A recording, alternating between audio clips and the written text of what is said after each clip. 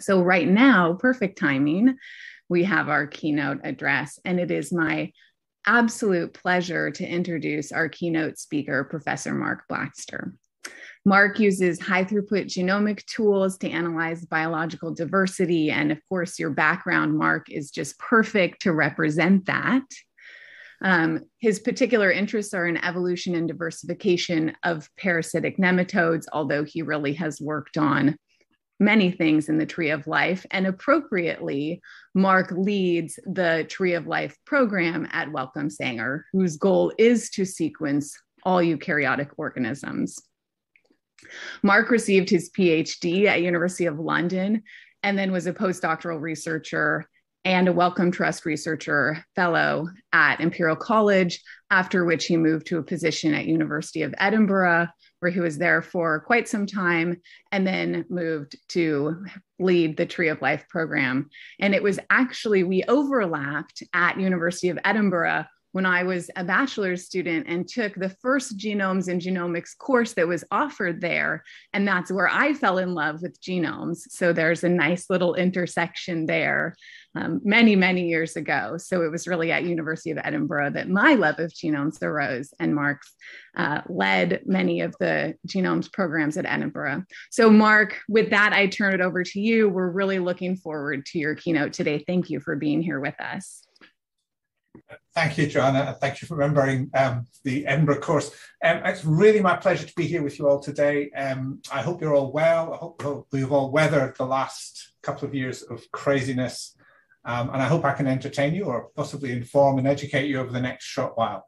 I will share my slides, which I hope can be now seen. Is that correct? Yes, good. Yes. Excellent. So as you heard, I'm head of the Tree of Life program at Sanger. I've changed the title of my talk to Chromosomally Complete because the telomere to telomere people would rather I said that than telomere to telomere. So we're interested in doing chromosomally complete genomes across the Tree of Life. So that's everything, protists, plants, fungi, and animals.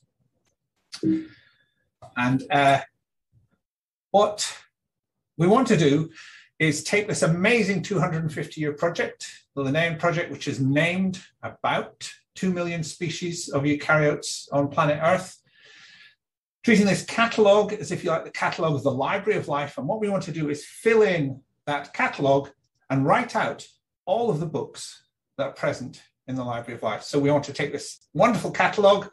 This happens to be from the Regnum Animale. It includes a definition of the badger, Meles meles, and we want to turn that into a genome sequence for the badger so that anybody, anywhere, can have access to that sequence, and whether they're interested in badgers themselves, whether they're interested in mammals and the deep evolution of mammals, whether they're interested in whether or not badgers are resistant or not to TB, they have the genomic platform on which to work. So we want to change biology forever by providing a reference genome for every species on the planet. So we're not alone in this. There is the Earth Biogenome Project. So this was launched 3 years ago now, and is now well underway across the world to do just this. So sequence life for the future of life. So at the Sanger Institute, we work with the Earth Biogenome Project and other major projects like European Reference Genome Atlas and the Vertebrate Genomes Project, sequence specific species of interest to those groups. So we're collaborating by generating genome data. We also have two projects which, if you like, we lead, or we're lead partners in, lead sequencing partners in. One is the Aquatic Symbiosis Genomics Project, and the other one is the Darwin Tree of Life Project. The Aquatic Symbiosis Genomics Project is a project which is global in reach and is focused on eukaryotes that live in symbiosis, usually mutualist symbiosis, with other organisms, often other eukaryotes, but also bacteria. And so we're sequencing really across the Tree of Life here, lots of really exciting, diverse protist groups, which otherwise wouldn't be sampled, as well as many animals. The project that is most advanced, despite the COVID lockdown, is the Darwin Tree of Life Project. So the Darwin Tree of Life Project is a project to sequence all the named eukaryotes that live in these islands of Britain and Ireland off the west coast of Europe. So the reason we chose these islands to work on is partly because we live here and work here. And so we have ethical, if you like, and legal right to sequence these species, but also because these islands have an incredibly rich natural history, community who have described almost everything and know where things are to be found. And so the project isn't just the Sanger Institute, it's a collaboration between traditional biodiversity institutes, naturalist museums, and botanical gardens, organizations that have particular interest in particular areas of the natural world, so the Marine Biological Association, obviously for the sea, and the University of Oxford, which has an amazing genomic observatory, an ancient woodland just near Oxford, where the ecology has been studied for over 80 years. Then we work with analysis partners, Edinburgh, Cambridge, the Earlham Institute, and EBI to help us analyze these data. We also have a Blue Skies project with Oxford and Cambridge, Oxford and Earlham, looking at protists, so the unnamed majority of single-celled organisms. So what we do in this project is work together, and it's an amazing group of people.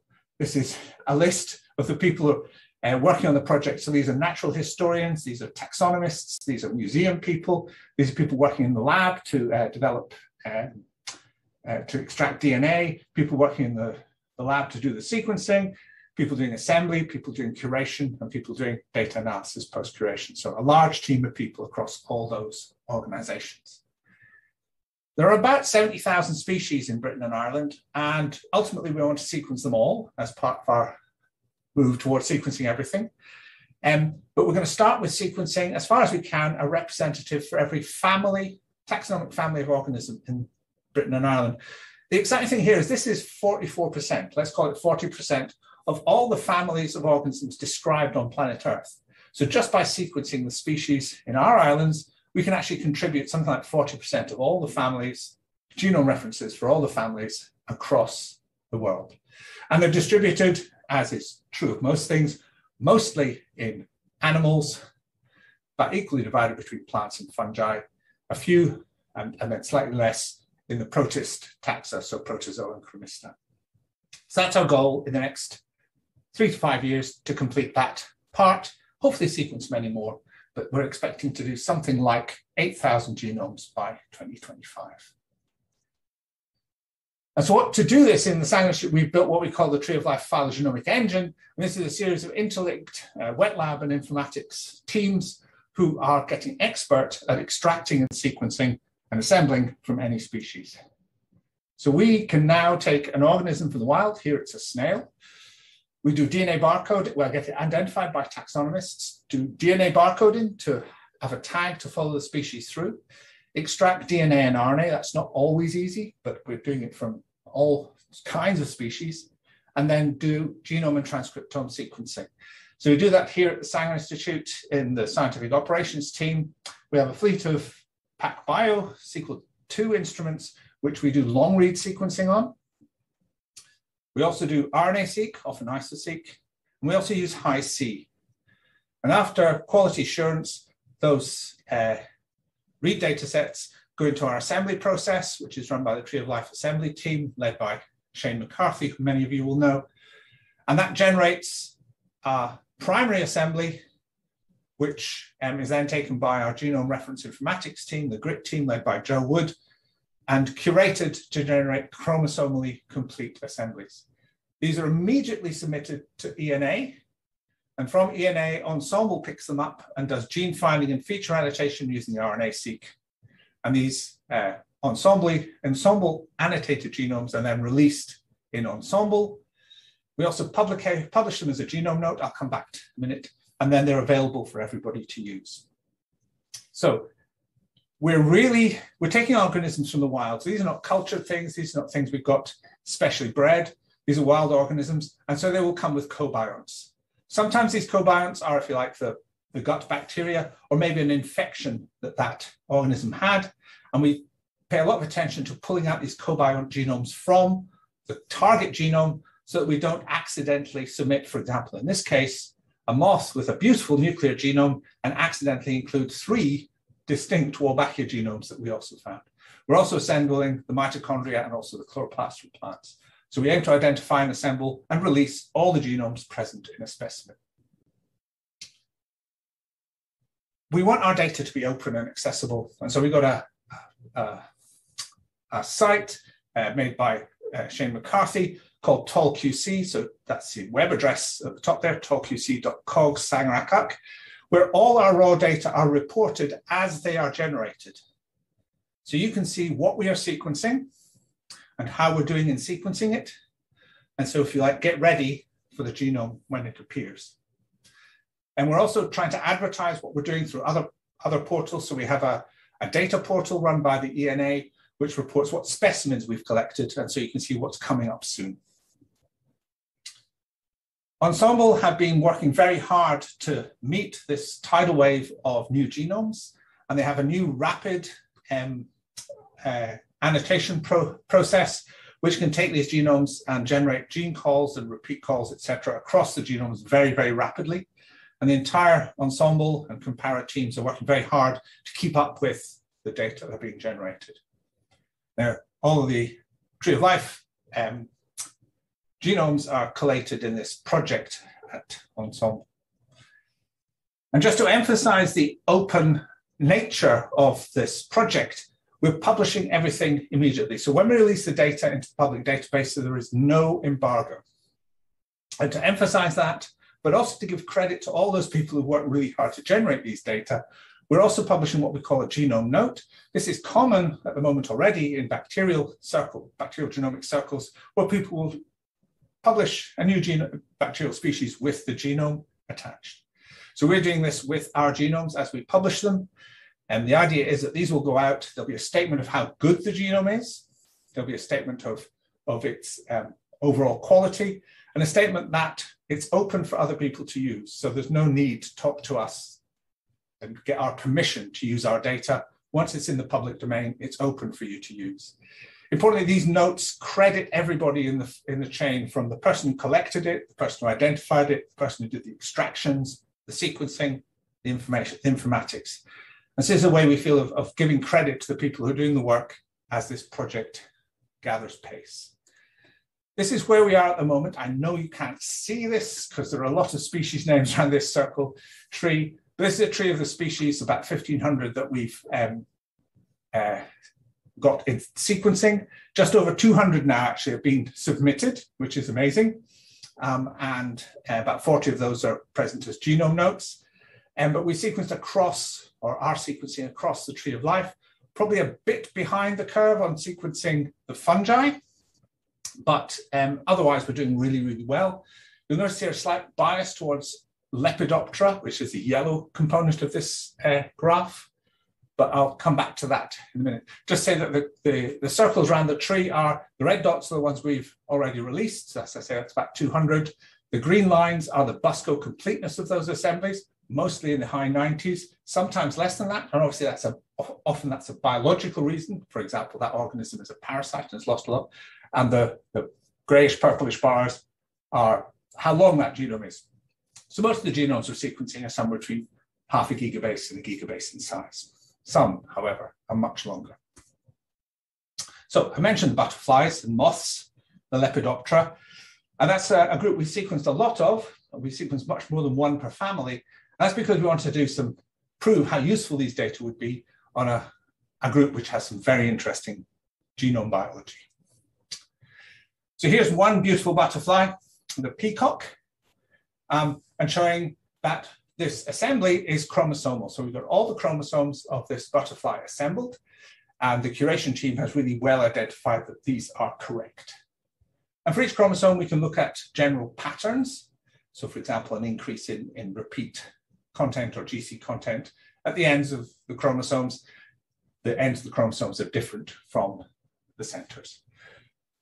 And we can look at chromosomes that are interesting. Those of you who can focus in can see chromosome 7, chromosome 29, one of the blue ones, has a funny wiggle in it. Why is that? We can go and look at the chromosome biology, the sequence biology of that, so identify things which are interesting. But actually, what's exciting to me is the fact we've not just got one butterfly and one set of chromosomes, we've got lots of butterflies and lots of chromosomes. So we've got over 100 species of butterfly and moth completed. And that's about 30 chromosomes per species. That's 3,000 chromosomes, full-length chromosomes we can analyze. And suddenly we can ask some questions. This is a completely boring graph, if you like. It's got a lot of dots on it.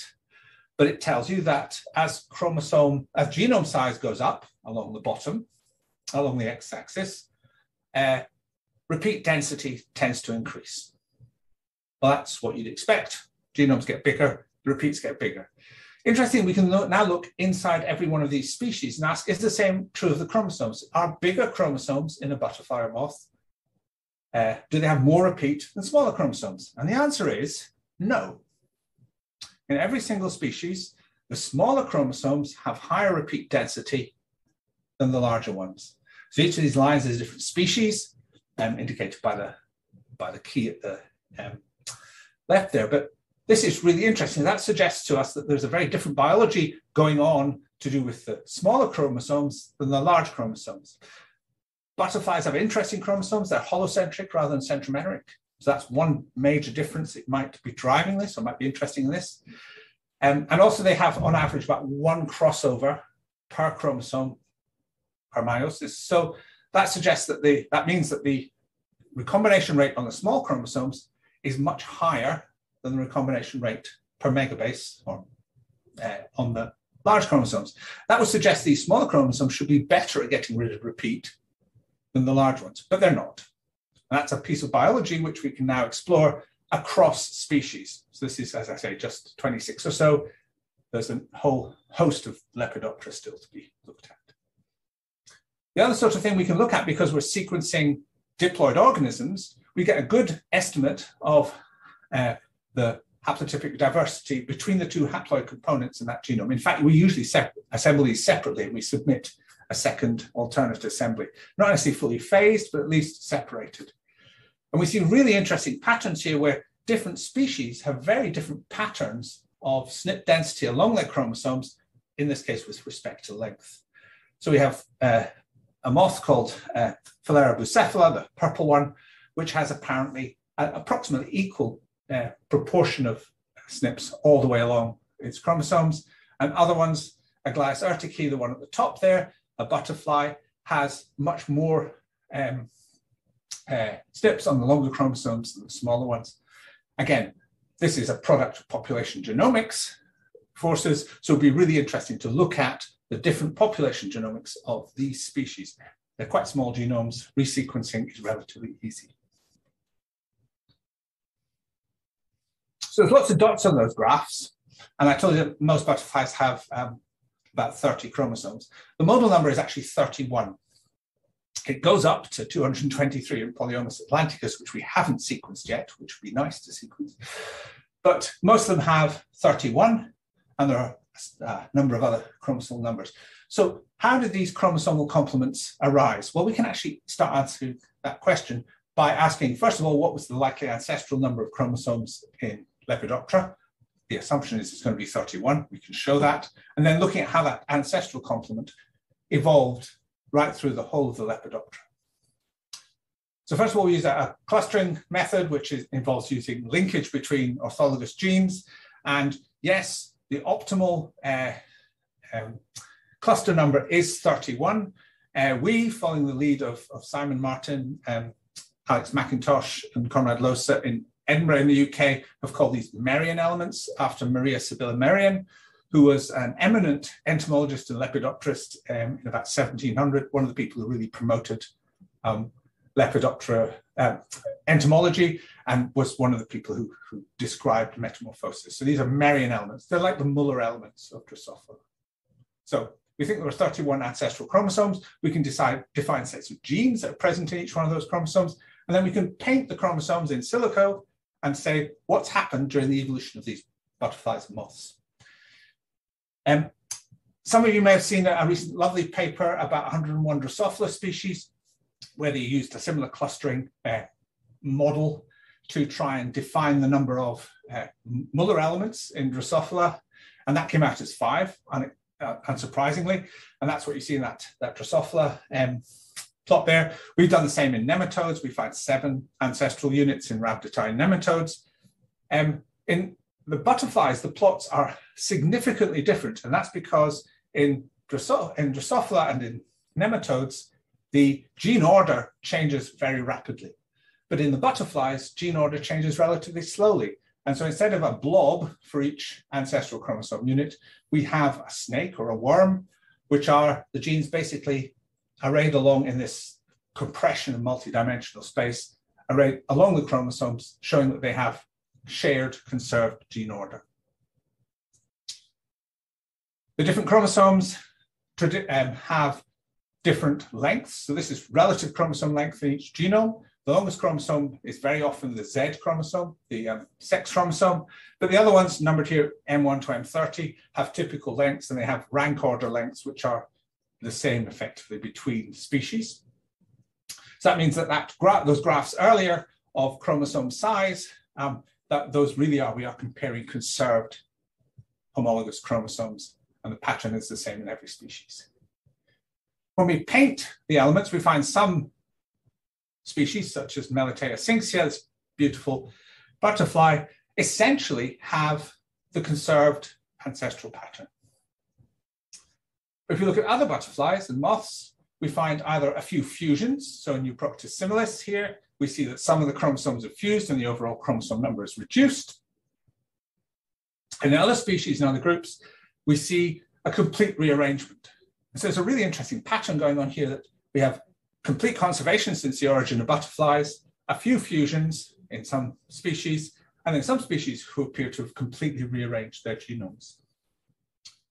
So if we map these on a tree of the butterflies and moths, we find that there are a few rearrangements which have been generated ancestrally and have been retained, and most rearrangements, mostly fusions, we see in in the tips of the tree.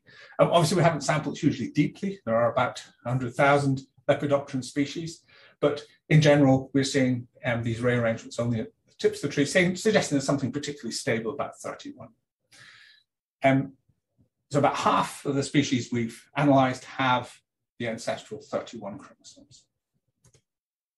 If you look at the fusions happen between all different Merian units can fuse, and there is a bias, as might be expected from work on other species, towards fusions that involve the Z chromosome, so the sex chromosome.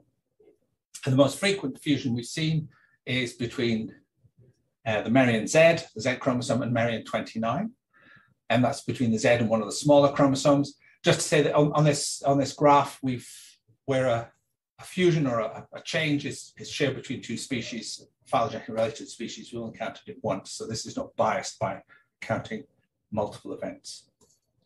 And again, if we look at this with the predicted average length of these Merian units, we find that fusion rate correlates very strongly with chromosome length, except for the Merian Z, which is such an outlier. So it's the longest Merian unit, but it also fuses most frequently. So this is what we might expect from it being a heterogametic sex chromosome.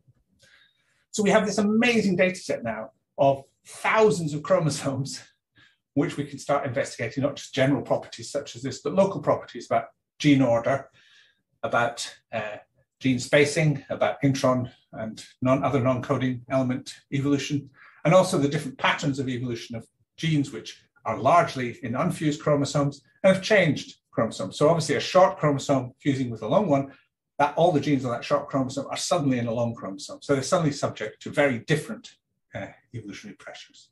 So very exciting stuff happening there. And that's the sort of thing we really want to do with our genomes, is really make this story new.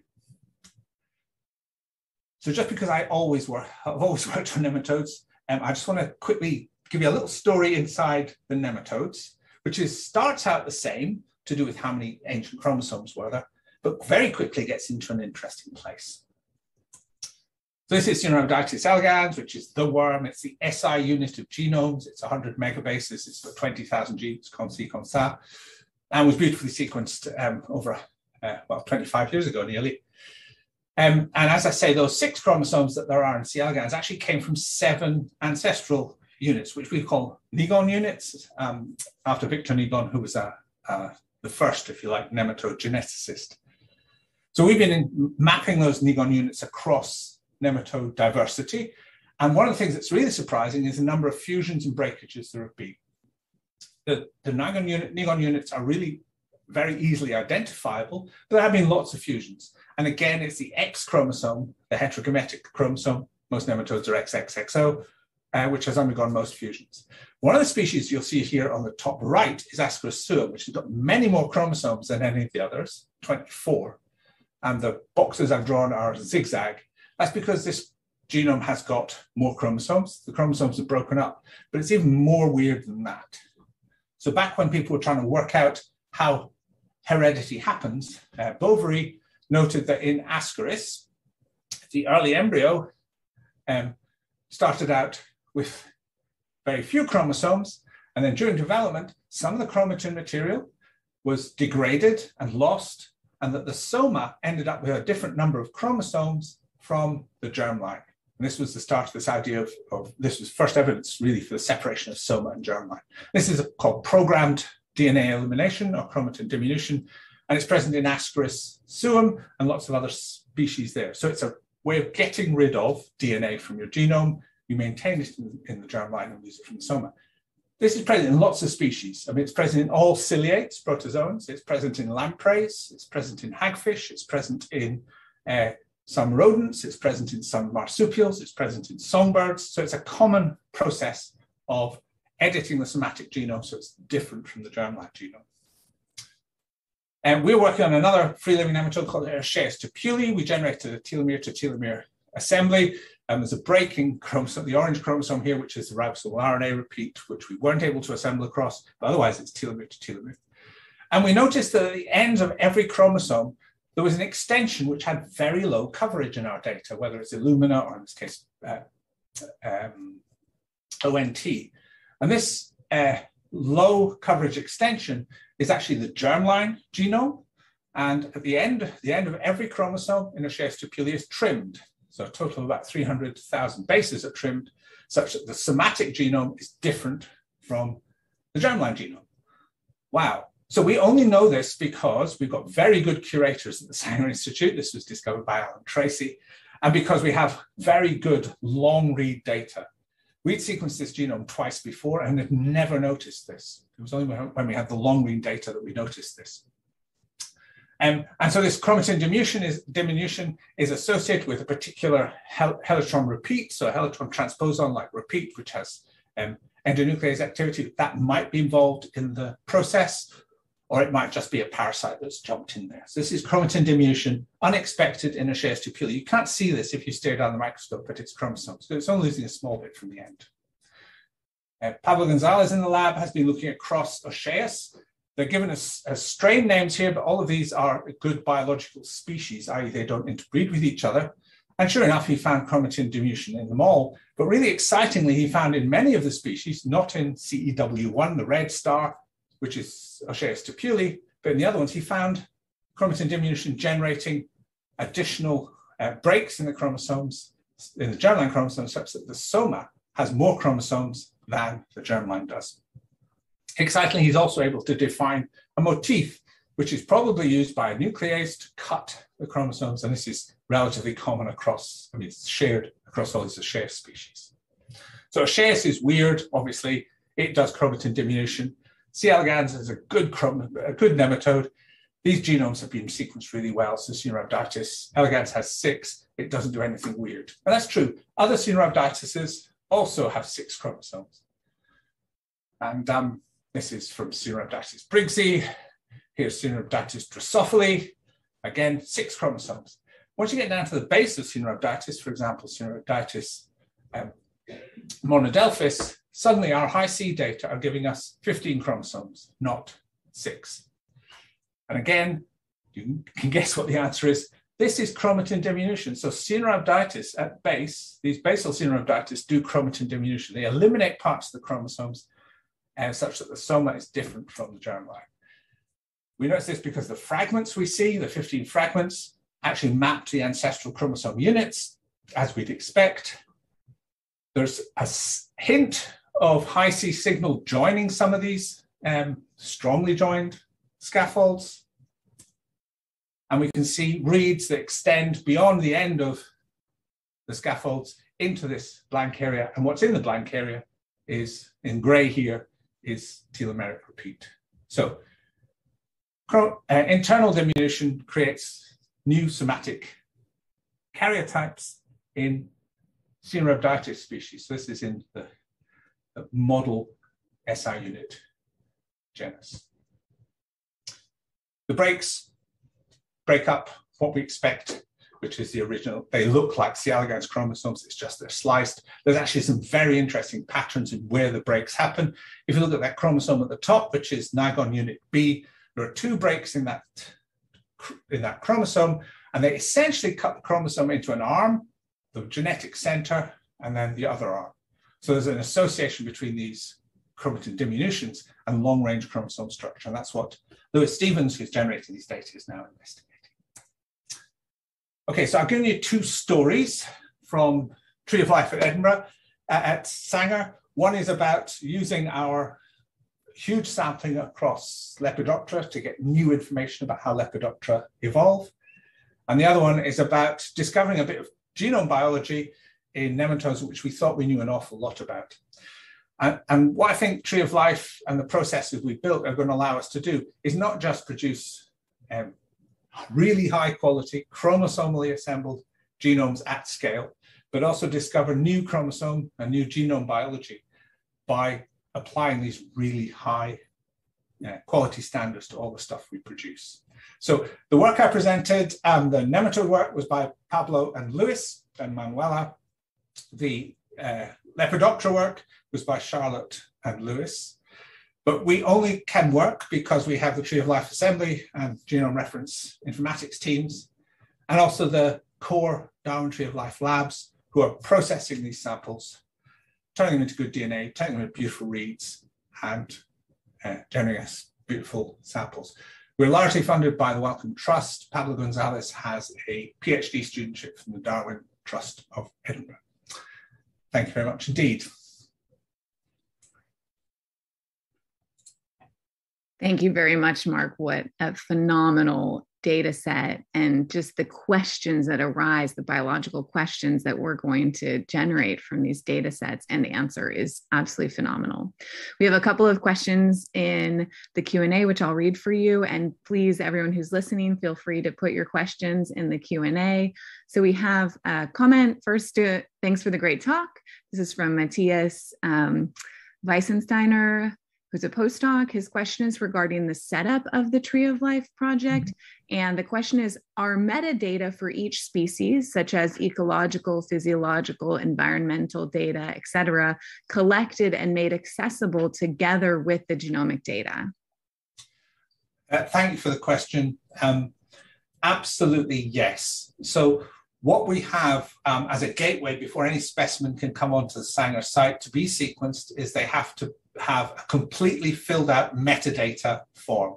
That metadata form tells us who collected it and who identified it, all that sort of stuff, but also where it was collected, when it was collected, whether we think it's male or female, the site it was collected in, a description of that. So those metadata are collated and collected and follow that specimen through the process and are submitted to the European Nucleotide Archive along with the genome sequence. So that's all available in the bioprojects repository of the European Nucleotide Archive.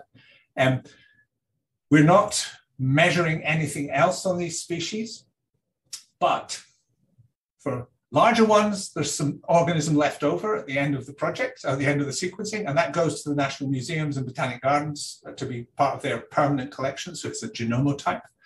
And for all the specimens, we're also taking in situ live photographs of them. So we have a visual record of what it was that we sequenced. So yes, the metadata are there to do ecological things. We're only sequencing one specimen, and we're sequencing the genome of only one individual. So we're not doing ecologically wide collecting. We think that would be inappropriate. We're not trying to destroy biodiversity, we're trying to save it. So we're doing one specimen, but we can tell you exactly where it came from. The squirrel sequence was from somebody's back garden in Lancashire. And we can tell you, where it was in that back garden if you want to know.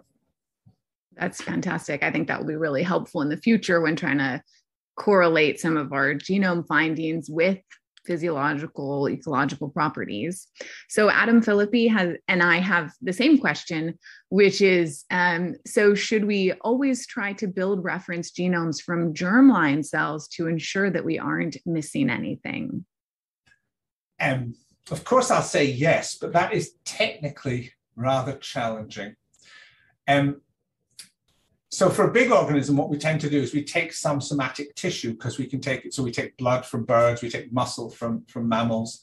And we do that because that's easy to do. And for small organisms like the nematodes, we're sequencing from the whole organism because we can't do a dissection.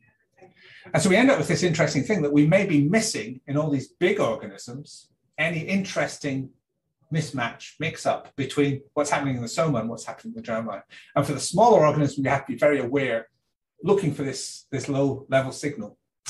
And what I would say is that for those that are doing this, those organisms that are doing chromatin diminution, we've built a system called Genomes on a Tree, GOAT. So it's goat.genomehubs.org. So GOAT has collated using animalgenoscience.com, the QC values database, and various publications of chromosome counts across life. And so we have a database, a data system, GOAT, which we can go and ask, say, what chromosome number do we expect? And that really strongly informs. So if someone's measured the karyotype of your organism and says it's 10, and you've got beautiful high-C data that says it's 20, I would just have at the back of your mind the possibility of reduction. I mean, our soma, some of our soma is different from our germline. If you think about your T cell and B cell receptors, they're edited. I mean, they're rearranged. And so our somatic immune system has a different genome from our germline. So it's happening in us as well. So sequencing our white blood cells does not give you the germline genome. We know that. So we're already doing that. It's already a problem for us mammals, but that's true across life. Interesting. Feasibility certainly is a limitation. So Stephen Salzberg has the next question. Wonderful talk, Mark. I like very much the idea of publishing genome notes, but is it going to be possible to keep up with the rapid pace of your sequencing and assembly and have a note for everyone? Thank you, Stephen. We've discussed this. There's one problem. Publishing open access is not free. And so as we make the genome sequencing cheaper, it actually costs more to publish than it does to sequence.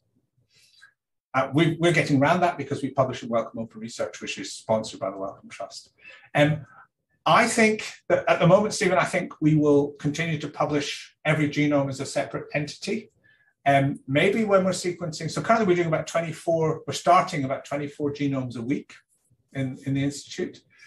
And so we're behind. We've got 40 genome notes out. We've got 200 genomes submitted.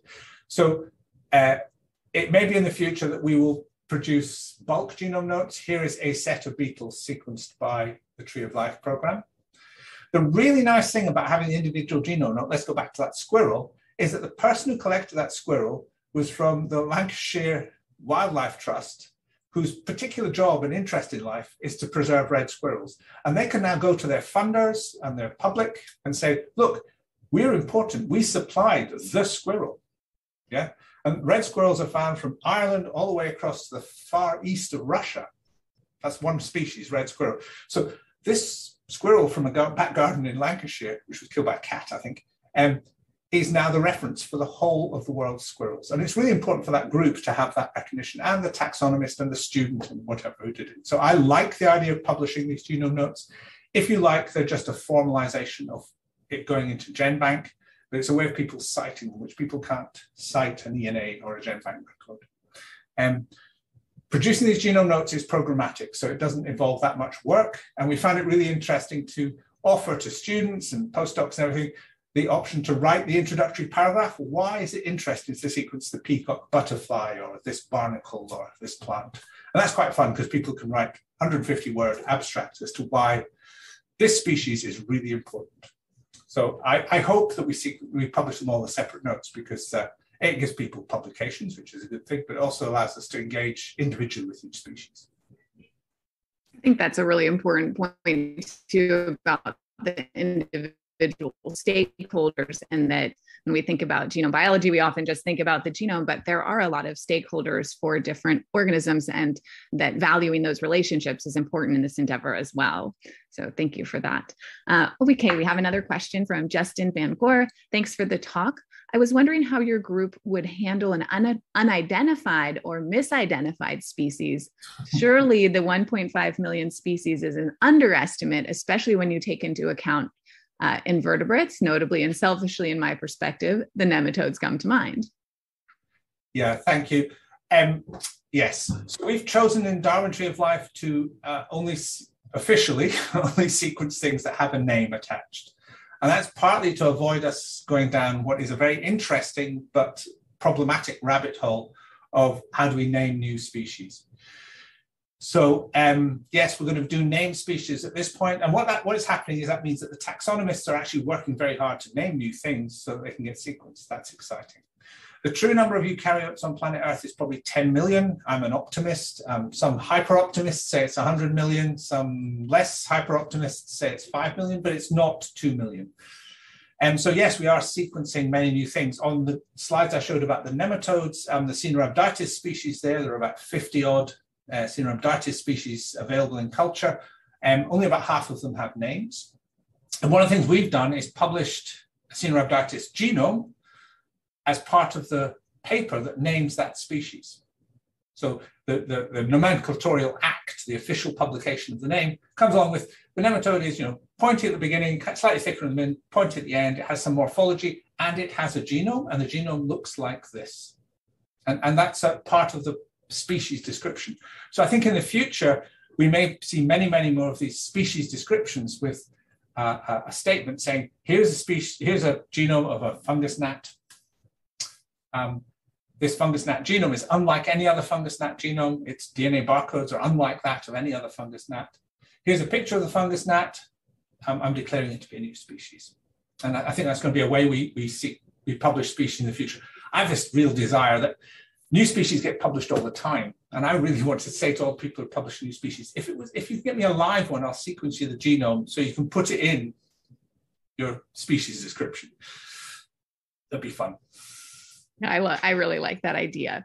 I have a question for you, which is, you're talking about sequencing the genome, and you haven't, to my knowledge, touched at all on annotation and collecting any other data for these organisms. So are you sequencing RNA to improve annotations? Are you collecting any other functional genomic data when you're getting these specimens?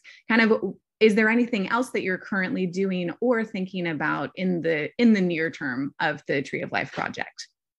Yeah, so we also sequence RNA transcriptome sequencing from as many species as we can.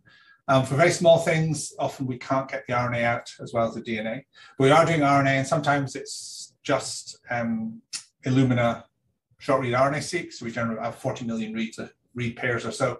But we also do iso-seq when we can. So that's what the ENA is using to do their annotation. And that annotation at ENA involves two bits. One is if there are transcriptome data, and they usually only start annotating when there is, and they use that transcriptome data as the primary evidence for genes. But they also use liftover and phylogenetic inference from related things to generate the gene calls. For many organisms, for example, for the Lepidoptera, this is proving very, very positive and comprehensive. We'll see what happens when we have a Lineus longissimus, a Nemertean worm, which gets up to 25 meters in length. This wonderful, wonderful thing. It's a bit like a very long piece of chewing gum. There are Nemertean ESD data sets out there, but there isn't much information known about Nemertea. It's a long way from other things. So annotating that really needs its own RNA-seq. So that's the sort of things happening. We're not collecting other kinds of data. And because we're doing PacBio, we get less in terms of methylation or other modification calls.